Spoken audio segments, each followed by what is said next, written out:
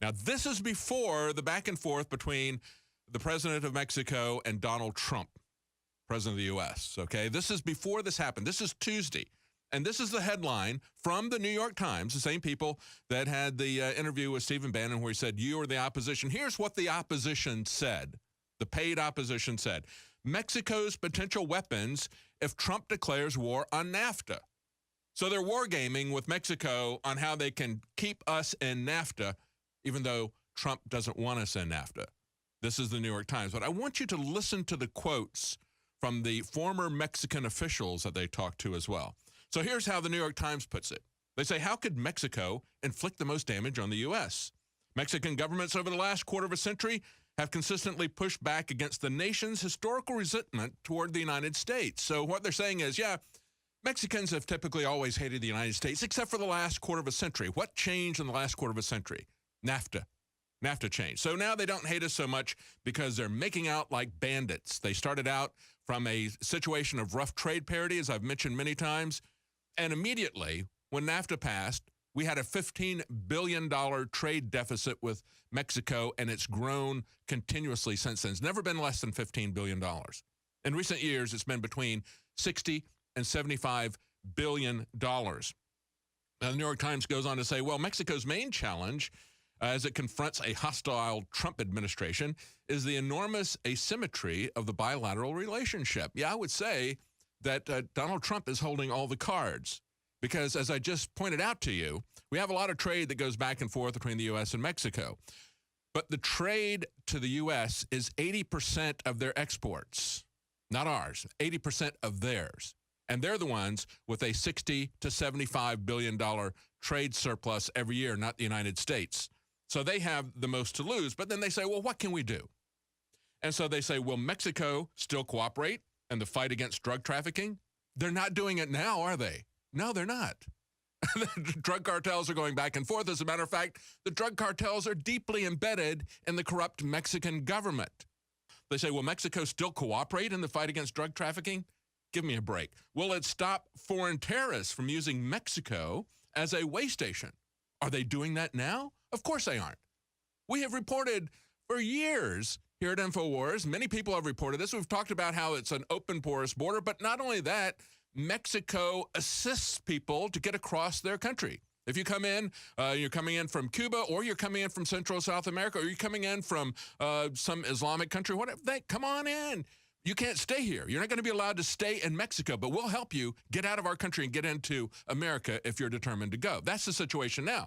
So that's not a chip that Mexico can play with us, even though that's the way Jorge Castaneda, a former foreign secretary of Mexico, described it. And here's what the foreign secretary, the former foreign secretary of Mexico said.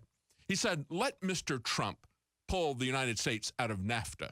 Instead of stopping Central American migrants at its southern border, Mexico should let them through on their way to the United States. Well, they're doing that now. And let's see if his wall keeps the terrorists out, because we won't. You understand that?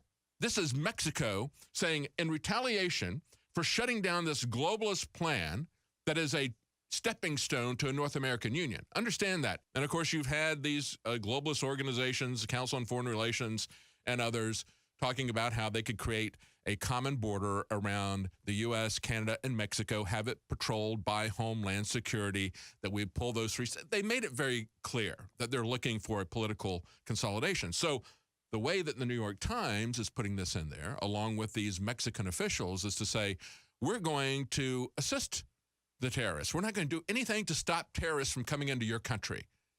Now, folks, that is war. And if that isn't clear enough, that was on Tuesday. Let me tell you then what the Mexican president did on Wednesday, because the way this is being spun in the press, they're saying, there goes Trump again. Trump and his Twitter.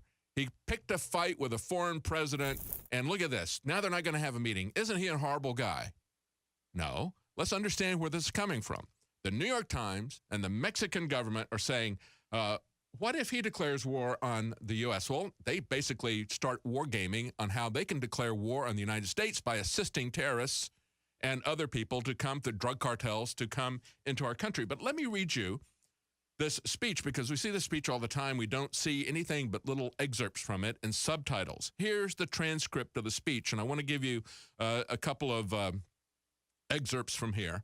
This is what the Mexican president said before Donald Trump said, hey, if you're not going to build the wall, then don't even bother coming to the meeting. This is what he said. The Mexican president said, Mexico's 50 consulates in the United States will become true ramparts in defense of migrant rights. Do you understand that? He says we've got 50 consulates in the United States, one in each state, and we're going to make those forts to defend our migrant rights. When you have a massive, uncontrolled immigration into a country and they openly say that they are not going to assimilate, but they are going to demand rights from you, what are they demanding? They're demanding a free education. They're demanding that they get to vote in our elections, and yet they continue to see themselves, first and foremost, as Mexican citizens. Now he declares this, and I put this out on, it was a report we did last night, Leanne McAdoo and I put this out on Twitter. A lot of people responded to that. One of the persons said, and of course, if you want to follow the discussion on Twitter, it's at Libertarian is my Twitter handle. One of the persons said, well, let's get rid of the consulates. Let's shut them down. They're here saying that they're going to shut down our country. Let's shut them down. Let's send out these 50 consuls. And I said, yeah, didn't have a problem. It didn't take very long for Obama to send out 35 Russians. Let's send out these 50 consuls there. Then he goes on to say this.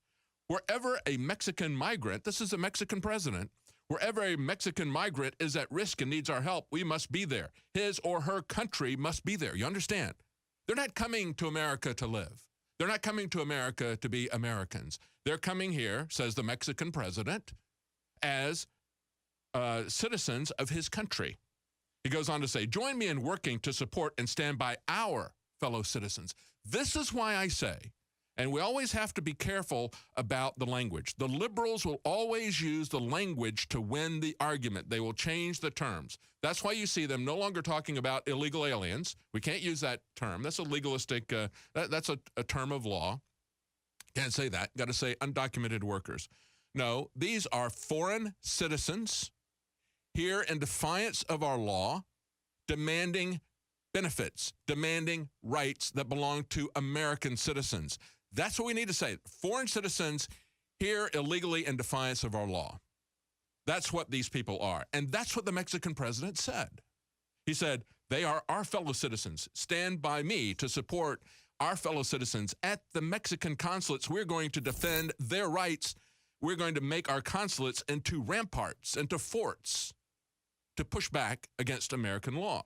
He said the Mexican government will offer them legal advice to guarantee the protection they require.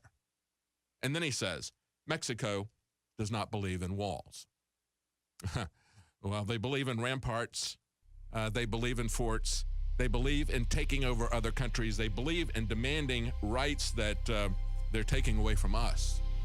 It's like when you come in and you vote in our elections, can you imagine if we went into Mexico and we said we're going to use the American consulate and embassy to help people stay in Mexico illegally? We're going to demand that they pay for our education of our children. We're going to demand that we get to vote in Mexican elections. You know, there probably would be an improvement because they've had a corrupt government as long as I've known about the Mexican government.